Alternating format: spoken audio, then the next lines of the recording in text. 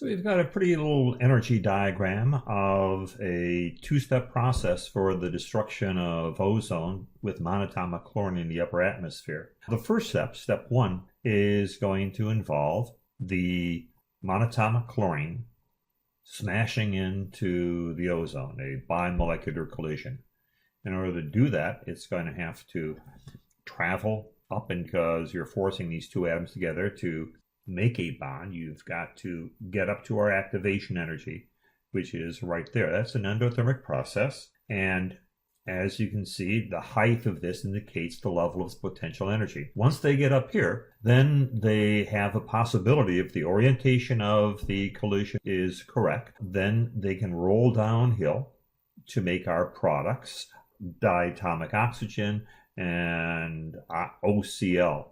That net reaction is going to be an exothermic reaction because we start here with our reactants and finally get our products, the oxygen and the OCl. And here we'll take a line across. The difference between that potential energy, exothermic reaction, is going to be the energy of that first reaction.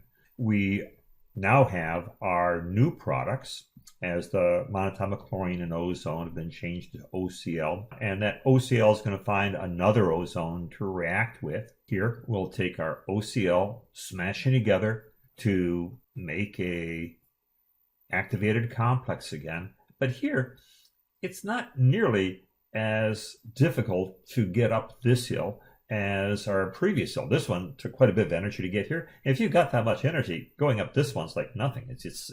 It's not the exciting ride in a roller coaster to get up to that top. Once they've got up to that top, and again have the correct orientation, so that if they do collide, they can make our product, we can end up getting two oxygens and a monatomic chlorine.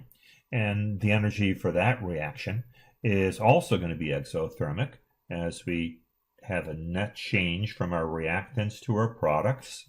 That's a second exothermic part. The total net reaction has a exothermic change from the original reactants to our final products, and that's exothermic too.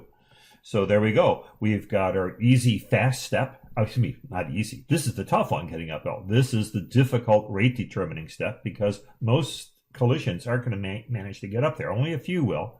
But then once they end up making that product, step two is a piece of cake. That's easy peasy, and that's going to be our fast step. So the concentration of this chlorine and ozone are going to be very, very, very critical for our reaction.